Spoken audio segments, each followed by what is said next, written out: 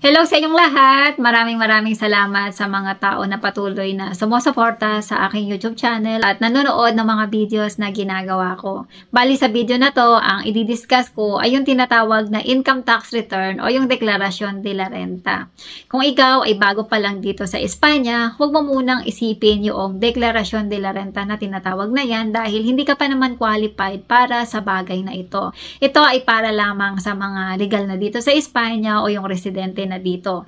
Once na nahawakan mo na yung iyong NIE, ikaw ay nagbabayad na ng tax dito sa Espanya. At after a year, ikaw ay magpapile na rin ng income tax return o ng deklarasyon de la renta. Kaya lang, hindi naman lahat ng narito sa Espanya ay kailangan mag-file ng income tax return dahil may mga tao na exempted sa bagay na ito. Sasabihin ko sa video na ito kung halimbawa ikaw ay residente na dito sa Spain, kung ikaw ba ay exempted or hindi exempted sa pagpapile ng income tax return o ng deklarasyon de la renta.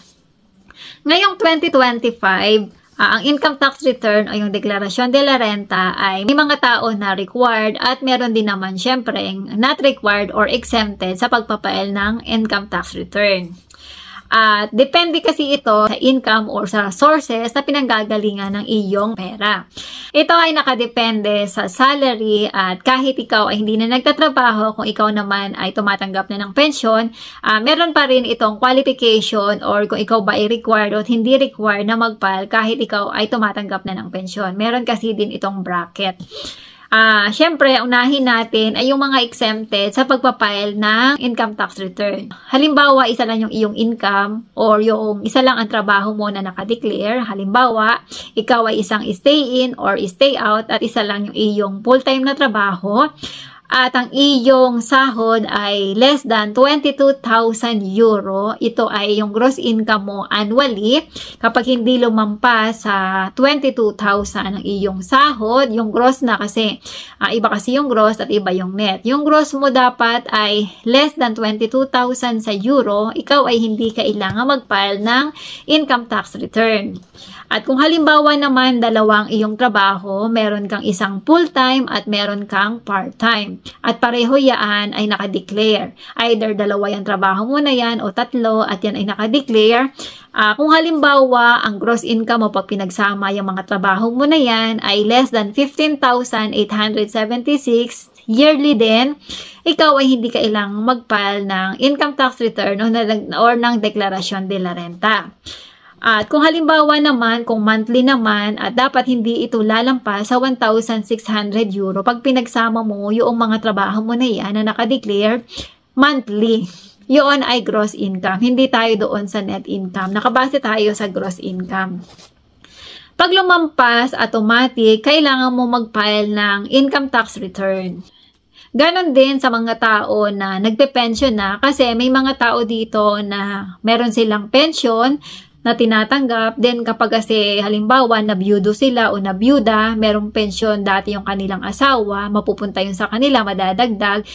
At kapag pinagsama yung pensyon niya at saka yung pensyon ng asawa niya at lumampas din ito sa bracket na ito, ikaw din ay magpapile ka din ng deklarasyon de la renta. Pero kapag hindi umagbot sa bracket na yon na nabanggit ko kanina na kapag dahil nga dalawa yung pension mo, dito ka ma-i-include sa multiple income na pag hindi lumampas ng 15,876 yung annual gross income mo ay hindi mo kailangan mag-file. Pero pag lumampas, kailangan mag-file.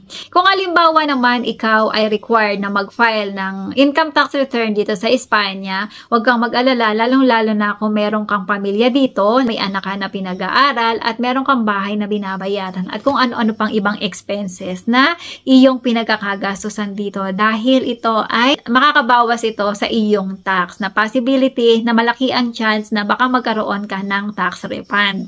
Noong nakaraang taon, sa tulong ng aking partner, sa mga hindi pa nakakalam, ang aking partner kasi ay isang Espanyol, siya ang nag-aasikaso ng aking mga documents dito. At siya ang tumutulong sa akin sa pagpapile ng income tax return. At noong nakaraang taon, inasikaso niya ang aking income tax return at nakarefund ako ng 28 euro. Then, ngayong taon na to ay inasikaso niya mabas yung result base sa kanyang computation. Ako ay magbabayad ng 496.07 euro. Medyo malaki. Kasi base sa kanya ay medyo maliit yung ibinabayad ng amo ko sa aking tax. At dahil kasi sa dalawa ang aking trabaho, meron kasi akong full-time at meron akong extra na trabaho, which is ginagawa ko yung extra ko kapag Sabado or Linggo. Mostly kapag Linggo ko ito ginagawa. Meron akong nililinisan na isang opisina at ito ay nakadeclare. Kaya dalawa ang trabaho ko, kaya ako ay required talaga na mag-file ng deklarasyon de la renta. At unfortunately nga, yun ako ay magbabayad ng 496. Sabi ko dun sa partner ko, baka naman pwede na hindi na lang ako mag-file kasi nga malaking bagay din yun. Napakalaki, grabe, ang laking pera. Kaya lang hindi daw pwede kasi kung hindi man nila malaman ngayon, after ng ilang taon, kung sakali malalaman din nila ito, ako ay magkakaroon ng penalty, mas malaki yung babayaran ko. Kaya ini-insist na talaga ako na bayaran ko na ito or mag-file talaga ako. Kaya yung iba sa mga narito na hindi nagpa-file, nasa sa inyo yan kasi darating din ang panahon at malalaman nila na kayo ay kailangan magbayad ng tax dahil kulang yung ibinayad natin. Kung halimbawa kayo ay magpa-file ng income tax return, i-check pa rin naman kung tama yung computation na ginawa nyo. Kasi once na na-found out nila na mali yung computation, magsisend sila sa inyo ng email at sasabihin nila sa iyo na mali yung iyong computation. Kaya kung sakaling tama naman yung procedure or yung calculation na gagawin nyo, kung magkano yung lumabas ay malalaman nyo na kaagad kung kayo ay makakatanggap ng tax refund or kayo ay kailangang magbayad. At kadalasan ang result ay lumalabas after 10 days or after ng pinakamatagal na siguro ay 1 month. Ayan. Then sa mga gustong mag-file ay ang simula ng filing ng income tax return ay mula April 2 hanggang June katapusan. At dun nga sa ako ay magbabayad ng 496, pwede ko naman itong bayaran ng 2 beses o kaya ay kailangan ko itong mabayaran hanggang June katapusan. Ayan, sana sa bidyong ito ay meron kayong natutunan regarding sa income tax return or deklarasyon de la renta dito sa Espanya. Nasa sa inyo naman yan kung kayo ay talagang required na mag-file at kung kayo ay gusto nyong mag-file o hindi. Nasa sa inyo yan. Kaya lang dapat ready kayo once na dumating yung time na kayo ay bibigyan na ng notice at sasabihin na kailangan nyong magbayad ng tax at meron na yung kalakip na penalty. Maraming salamat sa inyong panonood at sana ay may natutunan kayo sa video kong ito. Magkita-kita tayo sa mga susunod kong videos.